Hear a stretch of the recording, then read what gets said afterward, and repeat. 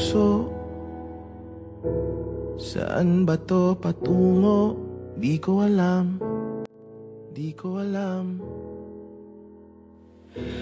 Pag-ibig, pag-ibig na naman, pag-ibig nga naman. Sa sobrang hiwaga, minsan, hindi mo na maintindihan. Parang kahapon lang tirik na tirik ang araw, pawis at init ang nararamdaman. Tapos sa isang sandali mong pagdungaw, tila'y bumabagsak sa iyo'y lamig na dulot ng ulan. Ang bilis magbago, panahoy pabago-bago, bakit ba kailangan pang magbago?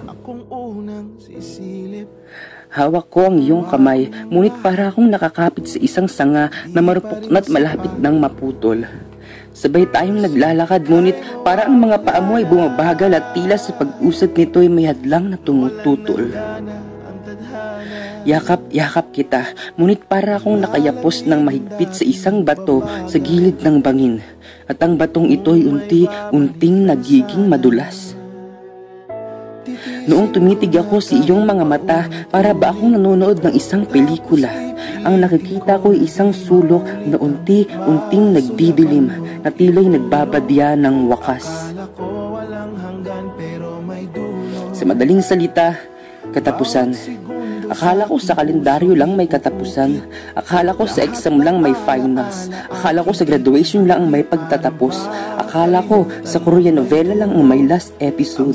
Akala ko sa lesson lang may last chapter. Akala ko sa prof ko lang may last meeting. Akala ko sa tuwing Marso lang may last day. Akala ko sa expressway lang may hangganan. Akala ko pasensya lang ang nauubos. Akala ko sigarilyo lang ang nauupos. Akala ko tinta lang ng ballpen ang sumusuko. Akala ko pansit canton lang ang nagbabago. Akala ko EDSA lang ang may dulo. Akala ko wala na tayong dulo. Bakit ba nagkaroon tayo ng dulo? Bakit ba kailangan pa magkaroon tayo ng dulo? Bakit ba biglang meron tayong dulo? Hindi ba natin pwedeng dugtungan? Hindi na ba natin pwedeng dugtungan? Yung buhok mo nga, pina-extension mo. Yung pilik mata mo nga, pinahaba mo. Yung libro nga ni J.K. Rowling may next chapter. Yung Descendants of the Sun nga may season 2. Lahat nga ata ng pelikula ngayon may sequel.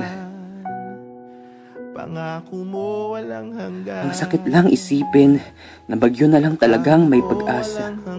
Na 75 na lang talagang pwedeng pumasa. Na sila Basha at Popoy na lang talagang may second chance. Na ang Aldab na lang talagang may forever. Pero tandaan mo na kahit ilagyan mo na ng tuldok ang ating kwento, maghihintay ako. Maghihintay pa rin ako sa tinuldukan mong parte. Maghihintay ako ng isa pang pangungusap. At ng isa pa, ng isa pa, ng isa pa, maghihintay ako na sabay ulit nating dudugtungan ang kwento nating ngayoy tuldok na lang.